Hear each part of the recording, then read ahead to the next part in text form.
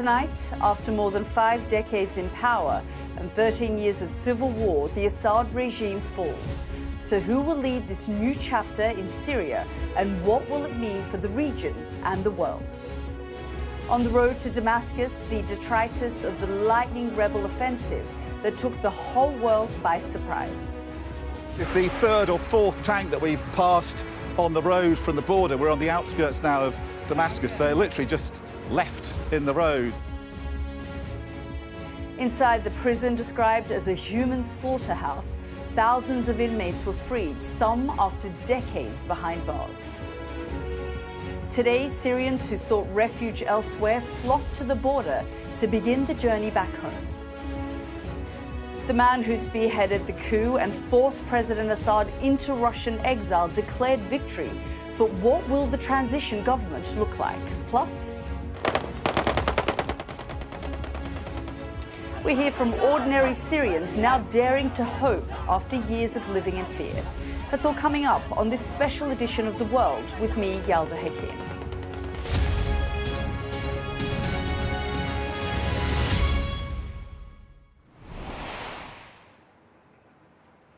Good evening from Beirut and welcome to this special edition of The World. Tonight, there is a real sense that this region is being reshaped.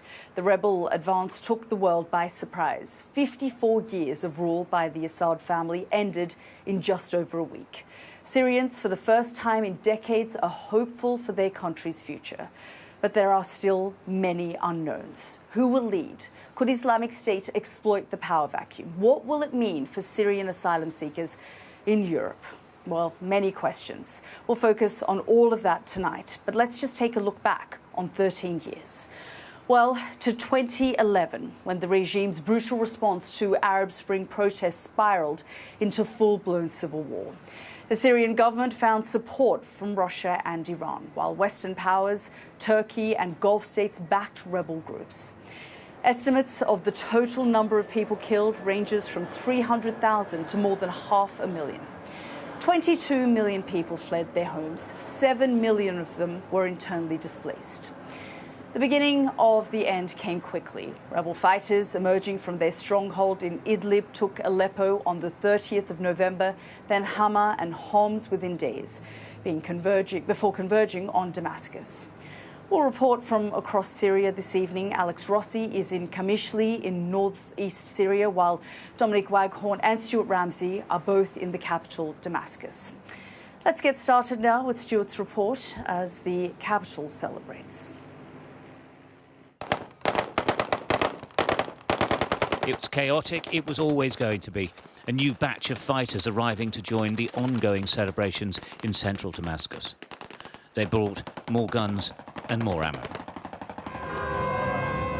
Cars streamed around the roundabout as fighters mingled with civilians in a noisy, banging, wildly happy party to mark the end of the regime of Bashar al-Assad. On abandoned and destroyed tanks and military vehicles, they waved flags and shouted revolutionary slogans. They believe it's a turning point for the country. Despite the gunfire, are you happy?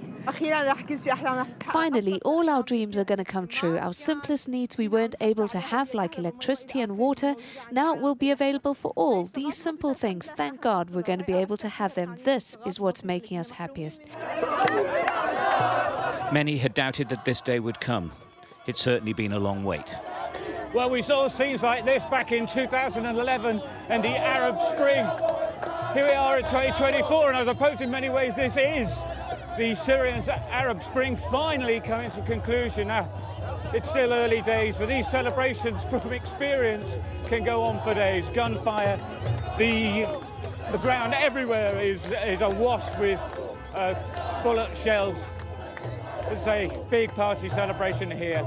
We've seen it before, and it'll go on a long time. Allahu Akbar! There is concern about what the future will hold, of course, what a new government will look like, the influence of Islamic groups. But even hardened fighters are insisting it will be a country for all. Do you envisage yourself, a revolutionary, becoming part of a government of a new Syria? Will you play a part in this? New Syria will treat all people wisdom, brother. Wisdom, behavior, culture. Anyone is a Christian in his home, in his store. No one tell him, go out of Syria. Syria for all, brother. Syria for all. The Nusayri Alawi, Bashar Assad and his father, he treated with us so bad. But we really didn't do that. We treat with all people as a good behavior. The celebrations will eventually come to an end, of course, and that's when things will get more complicated. For now, though, the party goes on. And Stuart joins us live now from Damascus. Stuart, extraordinary scenes coming out of Damascus after what has been a stunning offensive by the rebels. Just give us a sense of the sort of mood and hope that people now have for their country. Well, it's absolutely staggering how quick this has happened, isn't it? Really quite shocking. And in fact, quite a few of the soldiers who we were speaking to admitted that they didn't expect it to be as quick as this. And in fact, our understanding is it all started near Idlib, and they realised that there was no opposition to them, and they just kept on going, and they've kept going all the way to here. So you have a lot of young people out tonight who have talked very much about they want this to be a new beginning for Syria, for a new country, if you like, one that they can be proud of. As they said, that young lady in that report said to me, we didn't feel proud of our country anymore, we want to.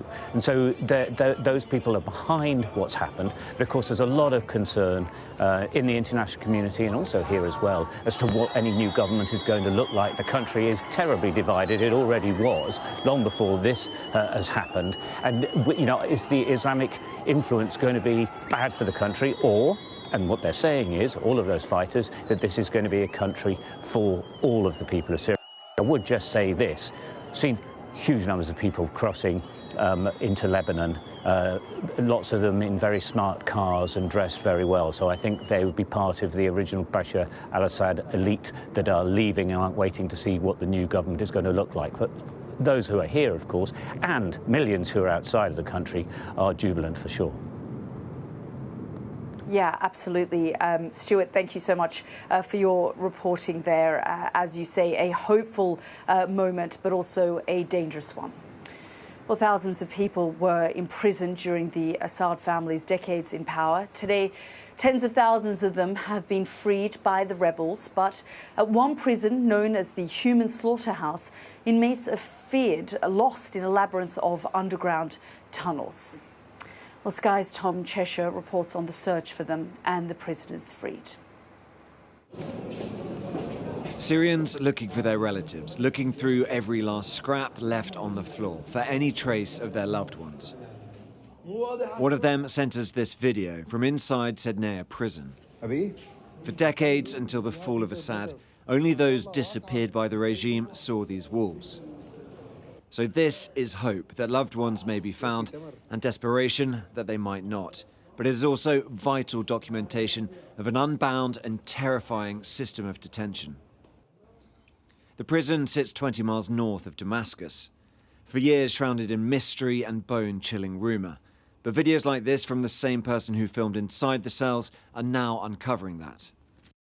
The distinctive curve of the building helps us confirm the videos we've seen are from there. 260 miles north of Sednaya is Manbij. Here, people run down the street after being released. The disappeared reappearing, returning to life at a sprint. And so too in Hama. This is a countrywide effort to reach all the prisons and detention centres, so vast is the system. There are 17 military and civilian prisons throughout Syria, part of a detention network that comprises at least 111 different facilities, according to the United Nations. The Syrian Network for Human Rights, SNHR, has estimated that the Syrian government had arrested and released approximately 1.2 million Syrian citizens since 2011. SNHR also reported that at least 135,000 people, including women and children, are still arrested or have been forcibly disappeared. And they say that more than 15,000 people have been tortured to death in the same period. That's why so many have flocked to Sednaya prison, crowding its corridors, to find out whether those who are taken inside its walls are alive or dead. On Monday afternoon, the White Helmets, the rescue organisation, were using dogs to try and find further detainees. They are used to scouring disaster sites for survivors. Sednaya is just another. Tom Cheshire, Sky News. Let's bring in Syrian activist Wafa Ali Mustafa, whose father disappeared after he was arrested in Syria in 2013. Wafa, thank you so much for joining us here on the programme. We were just looking at the numbers, the magnitude of people who have been thrown into prisons, who have been killed, who have disappeared, who have been forced out of the country. And your family, like so many families in Syria, have felt firsthand the brutality of the Assad regime. Thank you, Yalda. Well, I mean, it's difficult to speak after these images and such videos. It's heartbreaking that, you know, to again be reminded that this is the reality of millions of Syrians today. While we're very, very happy and we're very, very proud that, you know, Syria is today free from the Assad regime, it's still very heartbreaking that millions of us cannot really have this pure joy of just celebrating and being happy because our journey actually to find our loved ones has just begun again. It's a new phase for many of us. It's a phase that we don't really know much about. I mean, it took us years to navigate the reality of having a family member disappeared in Assad's prisons. It took us years to know what to do, who to talk to, who to ask, how to feel, how to react to our feelings, how to deal with the grief, with the lack of information, with the uncertainty. And now we're going to another phase that, to be honest, seems to be very, very difficult, especially for many of us who are not even inside Syria and who are still in exile. Yeah, I mean, Wafa, as you say, your father disappeared and was taken by the Assad regime. And you have spent years campaigning not just for the return of your father, but for the return of so many other detainees. Many of them were not even accused of any real crimes or put on any kind of trial. They just disappeared within a prison, sometimes for just turning up at a protest. Yeah, that's true. I mean, we're talking, to be honest, about a country that, you know, I mean, since 2 days when I was, you know, every time I see these videos of people being released, I feel like there was a whole, you know, an entire country that has been imprisoned and now is being released. It's a country, it's a whole population that, you know, we cannot even begin to imagine what they've been through in the past, you know, years. I mean, we're talking about people that have been disappeared for decades, not even for years. We're talking about Palestinians, Lebanese, Jordanians, Turks, and other nationals who have been disappeared in Assad prisons. We're talking about women, we're talking about children, we're talking about men who are being released and they lost memories. They cannot even recognize who they are, where they belong to, where are their families or anything. It's to be honest, it's a moment of sadness and madness because I mean I am very, very helpless and I really don't know what to do. We're trying everything we can. You know, we're going through horrific videos of detainees being released. Today we were looking at horrific photos of unfortunately killed detainees. We're going through lists that, you know, have been circulating online. And, you know, we're still finding a way to go back to Syria to search for my father. But again, I mean, I am a refugee in Germany. And as a travel document holder, I need a visa to go to Turkey, to Lebanon, and to Jordan to be able then to go to Syria. So, I mean, it's insane that after all these years, even going back to Syria to search my own father is this difficult. And I mean, you cannot, I'm talking to people on the ground. I have family in Syria, but every single family in Syria has someone disappeared. Everyone is looking for someone. So it seems like, to be honest, it's like, I mean, if someone told me that, 2 weeks ago that we will be seeing these images and these videos and this will be the reality of Syria, I would have not believed that. Yes, Assad is gone, and that's because of the efforts and the blood and the bodies and the suffering of millions of Syrians in the past years. And that's the only main reason why Assad has been toppled. And now another tragedy will start for millions of Syrians who are searching for their loved ones. And dealing with the reality of what's happened. Wafa, we're so grateful that you've joined us and shared your father's story, your family's story with us on the programme this evening. Thank you very much. Well, as Stuart reported earlier in the programme, there is a new hope among Syrians for the future of the country, although we also heard there the pain and the suffering that so many families are going through as they come to terms with the realities of what has happened in Syria to their missing loved ones over the course of the last 13 years. Well, some have been touring their homes once owned by their dictator, the prison, of course. But as prisoners emerge from their cells, they tell stories of torture, of beatings, and of squalid conditions, and we've been seeing some of those images as well. Our international affairs editor Dominic Waghorn spoke to one of them and reported from a liberated Damascus this evening. Have a look. After half a century of Assad rule, the sense of release here is deafening now he's gone.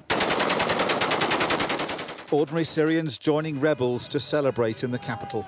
The tyrant is defeated, the people are in charge now. On the highway into Damascus, we passed all that's left of Assad's army that deserted him in droves. This is the third or fourth tank that we've passed on the road from the border. We're on the outskirts now of Damascus. They're literally just left in the road, along with uniform, boots, other bits of military paraphernalia just discarded, clearly by soldiers in a hurry to go wherever they were going. Some sign of fighting, spent shell casings all over the ground here. A jeep over there that's been shot up pretty badly. The military abandoned its uniform and melted away, discarding piles of fatigues on the side of the road. Above us, Israeli jets menace the skies.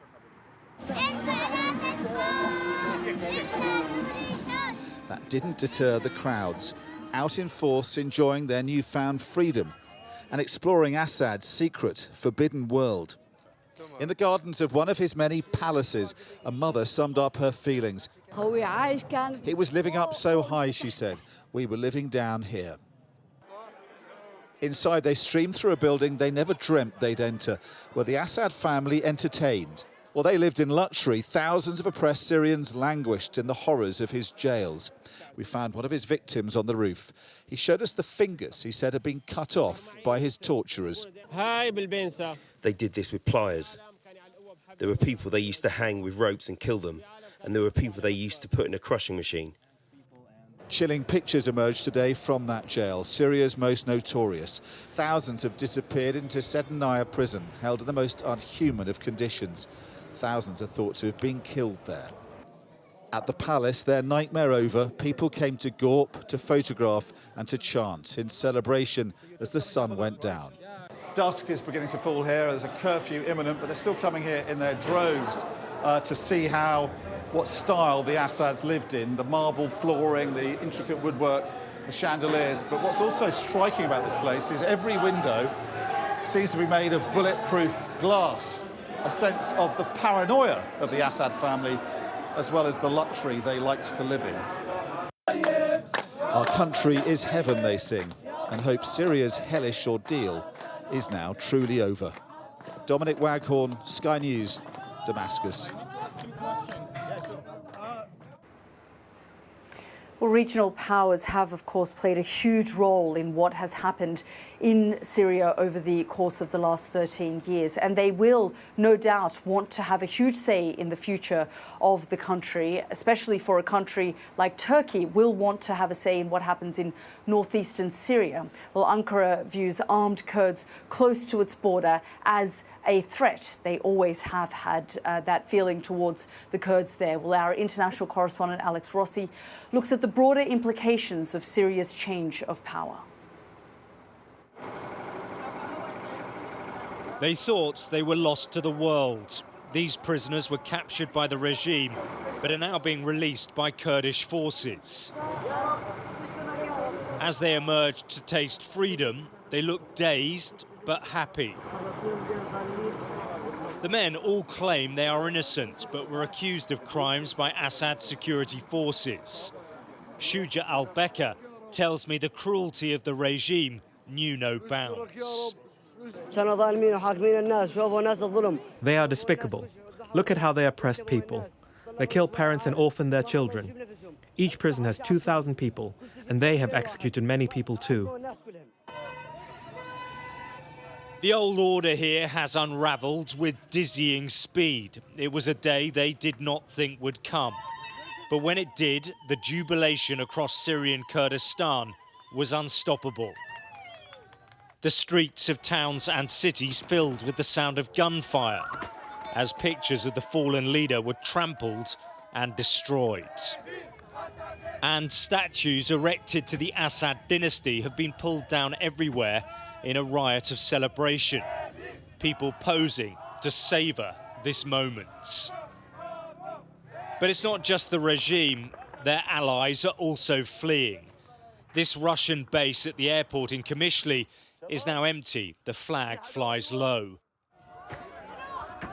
And these pictures captured the moment that Russian medics left to jeers from the crowds. The speed with which power has changed hands has taken everybody by surprise. And if you want an example, this is it, the regime base here. In a matter of hours, government forces took off their uniforms and fled. It's now been taken over by the Syrian Democratic Forces. Now, people here in Qamishli are celebrating. They are glad Assad has gone. But there's also a great deal of anxiety about what comes next. Regional powers like Turkey will also try and shape what happens to this autonomous region. Ankara views armed Kurds close to its border as a threat. And at the market, people know the next few weeks will be crucial.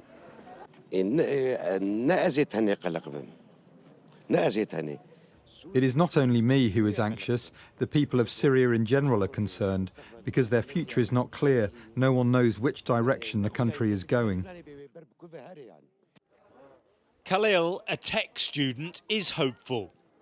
Plans to move abroad to Europe have been abandoned following Assad's fall. For me now, it's like a festival. I think it's like the Eid in the Arab society. We all waiting for this moment for more than 14 years. For now, it is a time of general relief. There's apprehension about what might come, but the hope is that Syria can evolve into a peaceful country. Alex Rossi, Sky News, in Rojava. Well, in the last few hours, Alex's team has seen and heard explosions from their position in northeastern Syria. The blast came from what is believed to be a military base that was run by the former regime. So you're looking at some images captured by our teams after they heard and saw explosions from what appears to be a military base that was run by the former regime. As we've been hearing, this is a moment of hope and opportunity, but it's also an incredibly dangerous moment for a deeply divided country. Well, you're watching a special edition of The World with me, Yalda Hakim. We've got lots more coming up after the break, so do stay with us.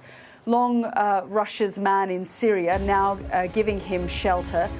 What the Kremlin has lost with Assad's downfall. We'll be exploring that in a moment. Stay with us.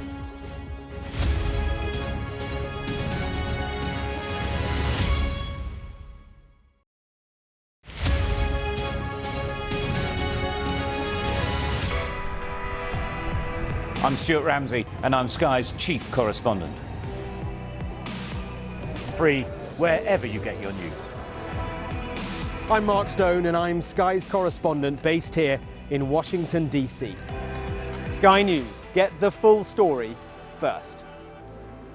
I'm Katie Spencer, and I'm Sky News' arts and entertainment correspondent. I'm Lisa Dowd, and I'm one of Sky's Midlands correspondents. The reason I do this job is because you never know where it's going to lead. Welcome to the world. Our new podcast, starting now. It's very exciting. Every week we'll be reporting from the world's trouble spots. We get to hold those in positions of power accountable, and we get to ask the questions that the audience, the listeners, want to know about. And that's why it is so important that people tune in, come along for the road, come along for the journey. It'll be fun.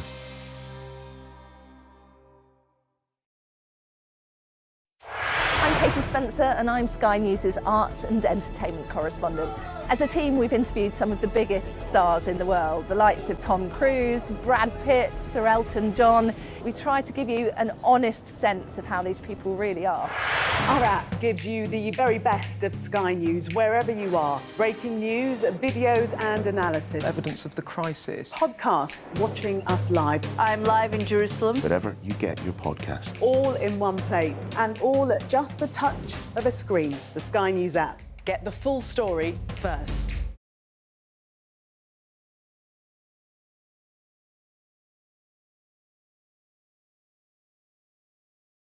The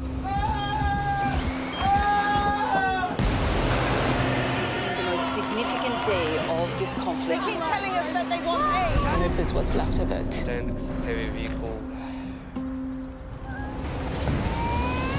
Why only in America? People want their country to work. You want a job in a normal life. Why are these homes empty? I want you to be honest with people.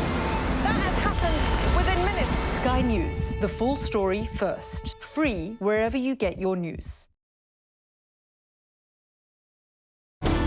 Jubilation in the streets, while some emotional. This is a political victory for Prime Minister Modi and his Hindu Nationalist Party. I'm Neville Lazarus, and I'm Sky's reporter based in Delhi. Companies like these are helping India in its trajectory to be a serious player in space exploration. Sky News, get the full story first. We've got your Sunday mornings covered. From the front page and the sounds of the streets to the voices of the people who make the major calls and big picture politics beyond Westminster. We'll put you at the heart of our story. A new start to Sunday. I'm ready. Are you? Join me, Trevor Phillips, Sunday mornings on Sky News. Welcome back to the world and our special coverage of Syria. Well, before his downfall, Bashar al-Assad was known to visit Moscow, staying close with one of the crucial allies that had propped up his government for years. His latest trip appears to be much more permanent, though. Our Moscow correspondent Ivor Bennett reports on Assad's exile in Russia. In Moscow, there was an extraordinary sight. The symbol of the very forces Russia's been trying to destroy in Syria, hoisted above its embassy. The flag's now flying less than a kilometre from the Kremlin. Also in Moscow, we're told, Bashar al-Assad, but no sign of him here. I think because I have some... There were other Syrians, though, like Farhad, who has some questions for the deposed leader if he sees him in the street. Maybe asking him just why? Like, why?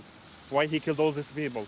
Why he didn't left the country from the first day?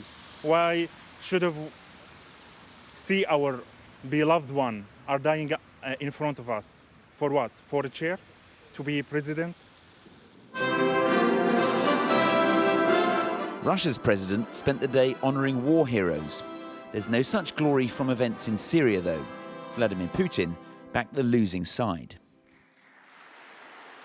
This will be humiliating for the Kremlin and potentially damaging too.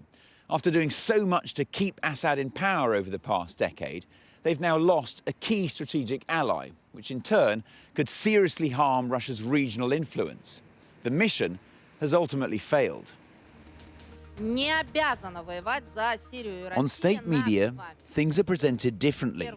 Russia's not obliged to wage war for Syria, the anchor says. There's no mention of defeat here, nor that Russia was distracted by its war in Ukraine. These are two absolutely, completely different issues. But when one country is involved in both issues, of course it all depends. There are military and economic issues, political tasks. Of course this is true, but to say that Russia abandoned Syria, that's not it. But they may now have to abandon their military bases there. Reports of a deal to guarantee their future haven't been confirmed. This vital foothold may yet slip. As for Assad, he's been to Moscow before, so he'll know that life here is different to Damascus. For one, someone else is in charge. Ivor Bennett, Sky News, Moscow. Well, this is a special edition of The World with me, Yalda Hakim, live here in Beirut. Coming up, we'll explore the tangled geopolitics and rebel divisions, putting big question marks over the future of post-Assad Syria.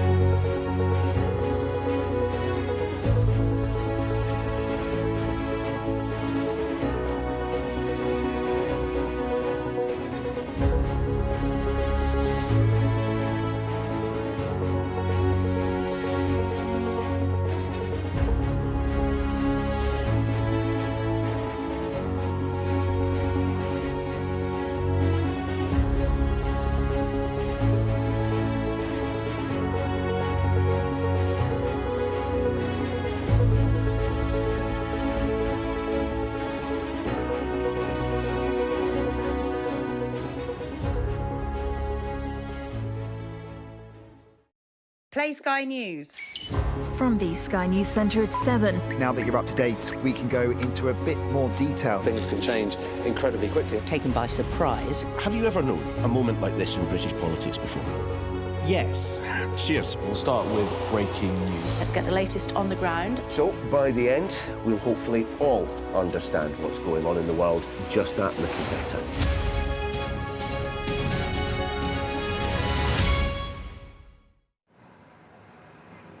welcome back to The World. More from Syria in a moment after we bring you some breaking news from the United States, where a man is being questioned over the shooting of healthcare boss Brian Thompson in New York last week. Well, let's go straight to our US correspondent James Matthews. And James, this was a murder that was in the centre of Manhattan. It was quite shocking in broad daylight. And the police now have an update. That's right, Yalda. Yeah, the manhunt led them to a McDonald's in the city of Altoona in Pennsylvania. Inside that McDonald's earlier today, a man went inside. His name is Luigi Mangione. He sat down to eat in an alcove at the back of the restaurant. A member of staff recognised him from the public appeal photographs, called the police, and they duly arrived to make an arrest. He is being held right now across town, having been arrested, and ultimately his journey will take him back to New York to face due process.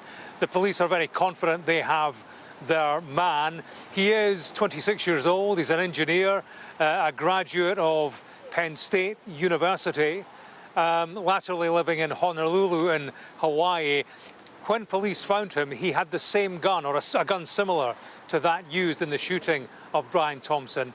They say it was a so-called ghost gun, which may have been crafted from a 3D printer. They say that he also had in his possession what appears to be a manifesto of sorts, a 3-page handwritten document that they say speaks to his mindset and to his motivation. So finally, assuming this is their suspect, and police are confident he is, 300 miles from New York City, they have finally made their arrest. Luigi Mangione grew up in Baltimore in Maryland. That's certainly where he went to high school, but as I say, latterly lived in Honolulu, Hawaii. The full motivation will become clear in due course, very most likely from that 3-page handwritten document he had in his possession. Also in his possession were a number of fake IDs, including a fake driver's license, New Jersey driver's license, one that he used,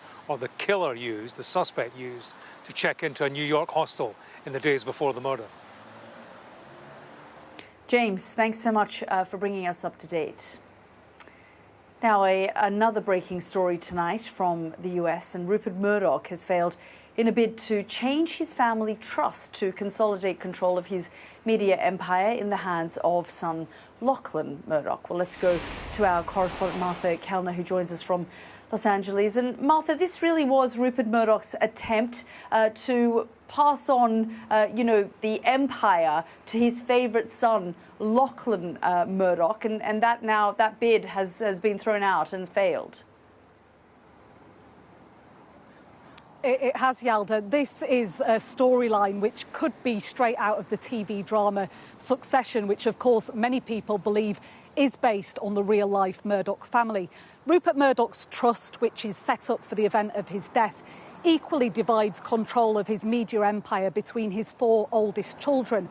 But Rupert Murdoch has been engaged over recent months in the United States in this bitter and protracted legal battle to try and change that trust, to instead hand control solely to his eldest son, Lachlan, who is known for being more right-leaning, more conservative than his siblings. Rupert Murdoch essentially wanted to try and consolidate the right-leaning stance of much of his media empire, notably Fox News here in the United States. Well, the commissioner in this case, or the judge in this case, has overwhelmingly rejected Rupert Murdoch's attempt to change the trust. This is what he wrote in his judgment. He said this was a carefully crafted charade to permanently cement Lachlan Murdoch's executive roles inside the empire, regardless of its effect on the other beneficiaries. This has, though, offered a fascinating look behind the curtain at the Rupert Murdoch empire, and particularly the dynamics of his family. It's made plainly and patently clear that Lachlan Murdoch is his favoured child. One last interesting nugget is the fact that talks about the PR strategy around Rupert Murdoch's death were awakened among his children after they saw an episode of the TV drama Succession in which the patriarch of that family, Logan Roy, died. Rupert Murdoch then losing this case, but his lawyer says he will appeal the judgment. Martha, thank you so much for bringing us up to date on that case. Let's return now to Syria. Well, earlier we brought you some of the horrors that are emerging from one of the main prisons, Sedena prison, also known as the human slaughterhouse.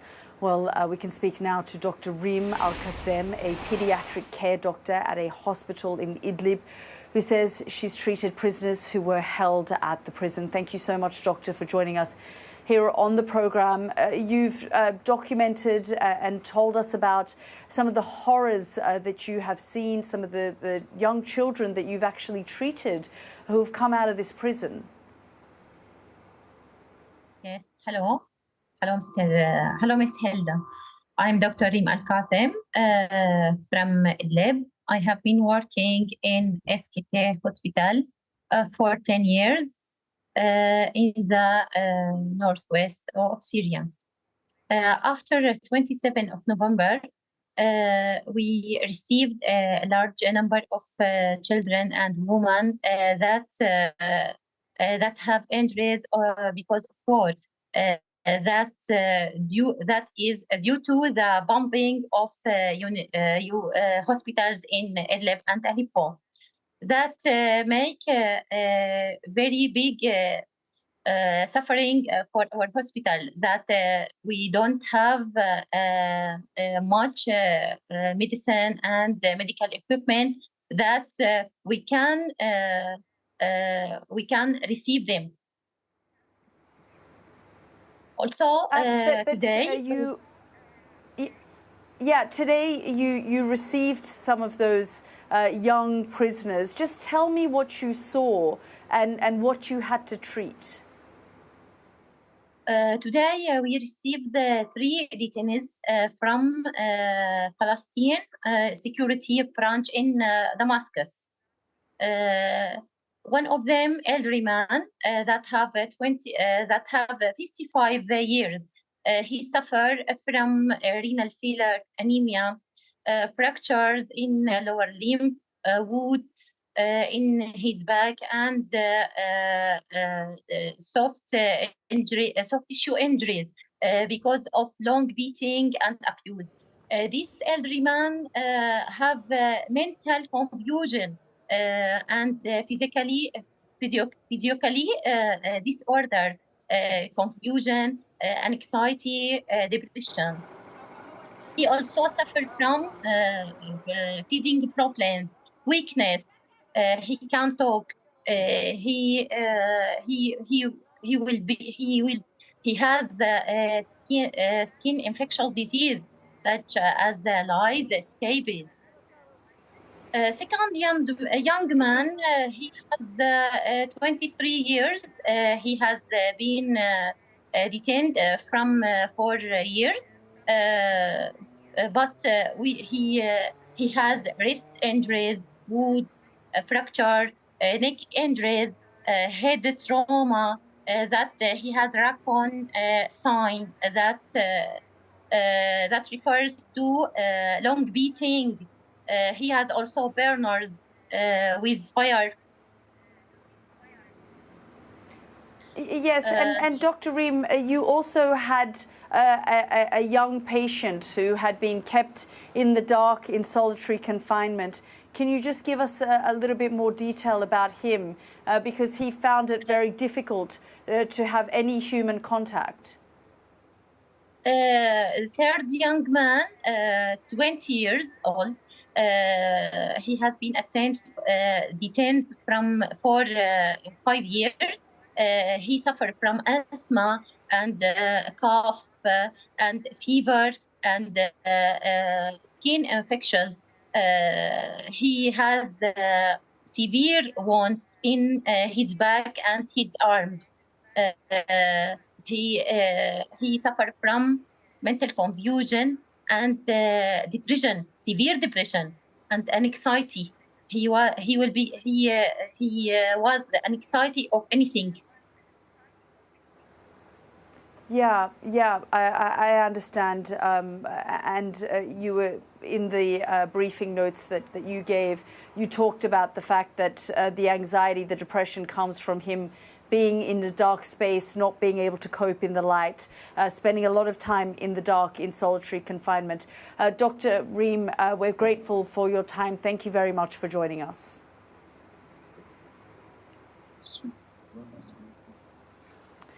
Well, Syria's different rebel groups fought side by side for a common aim, the downfall of Bashar al-Assad. But now they've done it.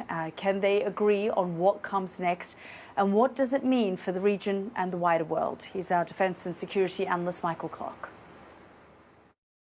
Syria's civil war is taking place at the confluence of three other wars: Israel's war on Hezbollah, Turkey's war on the Kurds, and America's war on ISIS. And that's why what happens in Syria is really important. Big country, 25 million people, and what happens there will, of course, affect all of the countries around it. And it's a real patchwork quilt. We can see that Hayat Tahrir al-Sham, who now are in control of Damascus, they've taken this strip, well, it looks like quite a narrow strip, but that's where the population is, that's where the cities are. And the area of red-shaded territory is where the Syrian government has lost control, so presumably HTS will move into those areas. But when we look at the identities and the interests of all those other groups, they're really quite different. So HTS, here they are, they want an Islamic government in Syria. But in the north, in the purple there, supported by Turkey, the National Army of Syria, they actually want a secularist government. They absolutely don't want a religious government. And the Kurds, the SDF, the Syrian Democratic Forces, they want a separate Kurdistan of some sort. So although their flag is the Syrian flag, they actually want to break Syria up, at least to carve out some sort of autonomy for themselves. And there are lots of external interests as well. Of course, the Russians have been effectively thrown out of Syria, at least in terms of political influence. They're holding on to their two bases at the moment on the coast. We'll see if they keep them.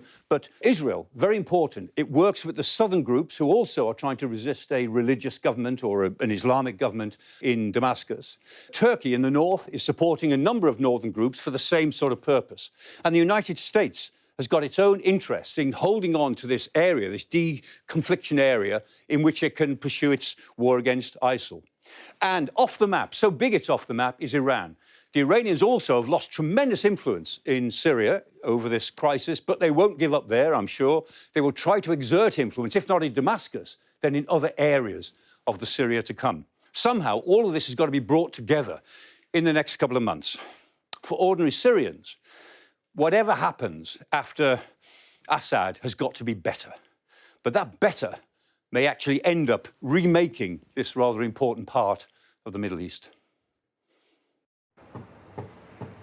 That was Professor Michael Clark with that report. Well, there is no doubt that victory of Syria's rebels, led by a group once affiliated to al-Qaeda, have shifted the balance in this region. But intelligence chiefs are now extremely concerned about whether Islamist groups could exploit the power vacuum to spread their ideology. And of course, we saw that over the years with the rise of the so-called Islamic State or Daesh here in this region, in Syria and Iraq. There is huge concern now that those groups could re-emerge in this very dangerous moment in Syria's history. Well, here's our security and defence editor, Deborah Haynes, on concerns about the likely terror threat. Have a look.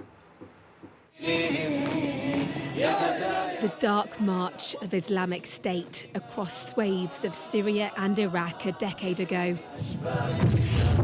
A reign of terror finally terminated by an alliance of Kurdish and other local forces backed by Western powers. But the ideology never went away, and neither did many of the militants or their families. Locked up in camps and prisons in northeastern Syria, a precarious purgatory that could implode if a security vacuum follows the sudden collapse of the now former Syrian regime. If the camps are not guarded properly, then you could see a situation within which the camps just sort of broke out and you know, the guards were overrun and all of that concentration of Islamic State firepower disperses around the region. The British intelligence and security services are surely scrambling to try to understand what events in Syria mean for the terror threat there. I've spoken to Jonathan Hall, KC, the independent reviewer of terrorism legislation.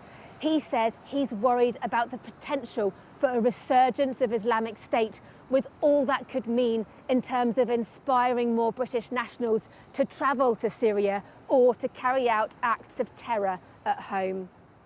Then there's the question of Syria's triumphant rebel leader.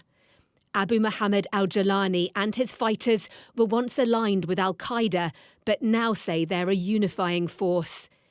The UK still regards them as terrorists, a label that could be reviewed. But on a trip to the Gulf, the Prime Minister signalled that wouldn't happen quickly.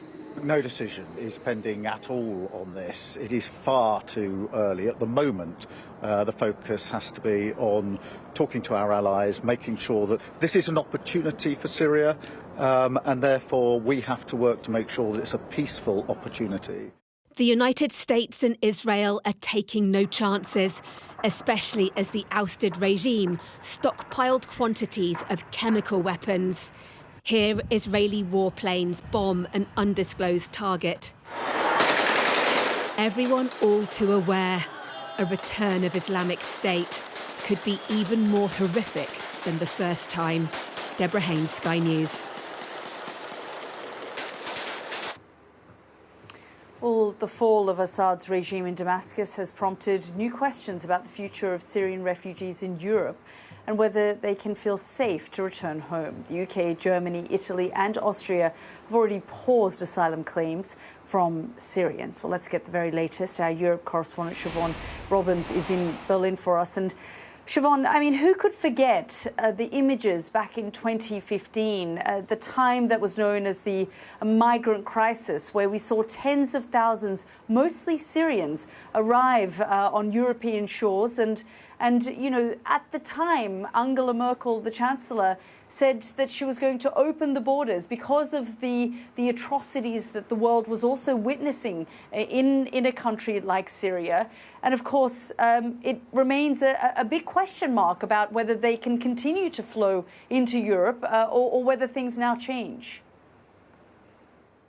You're so right, Yalda. I was reminding myself today of those images around that open door policy, which, just to remind people at home, this was, as you say, a response by the former Chancellor Angela Merkel to the migrant crisis, which in effect saw around 1 million refugees, many of them Syrian, coming into Germany between 2015 and 2016. And the images at the time are something you can't even imagine really seeing from many European leaders today. So we saw Angela Merkel taking selfies with refugees, Germans cheering as refugees arrived. But fast forward almost a decade and it's a very different situation here and in many parts of Europe. So in Germany, in those preceding years, we saw the far-right party, the AfD party, which was really an afterthought at the beginning, building itself now to looking at like the second strongest party in the country. And much of that was because it focused on these anti-migration fears. Now, as you say, Germany, outside the Middle East, is the biggest diaspora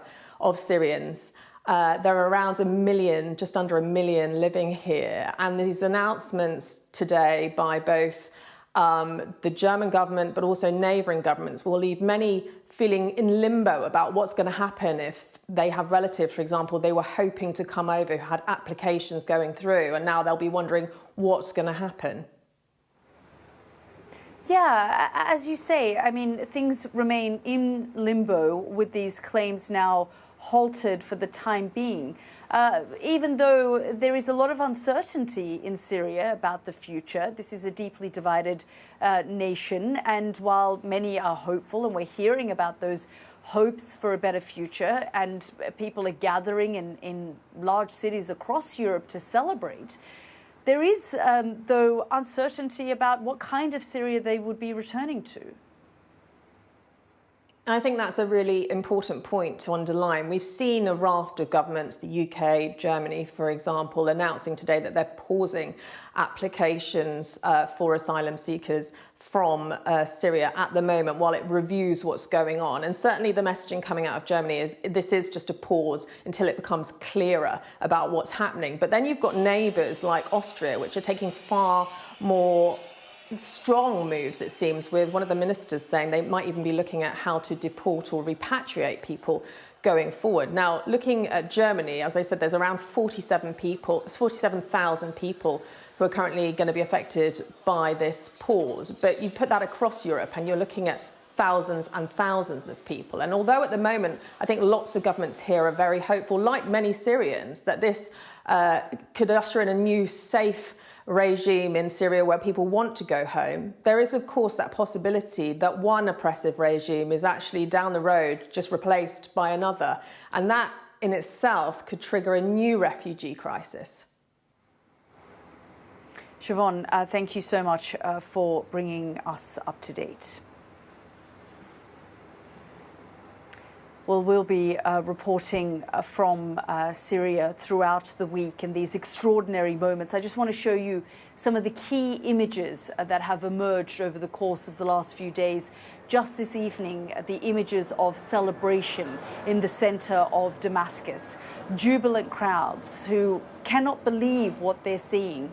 In 2013, when that crackdown began on those protesters who had, like so many other Arab nations, people were demanding freedom and they were demanding change in Syria. There was a brutal crackdown which led to a civil war and years of oppression and atrocities at the hands of the Assad regime. And now scenes of Syrians returning home.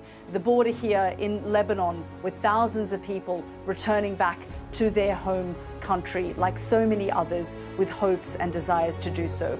From me and the team, goodbye for now.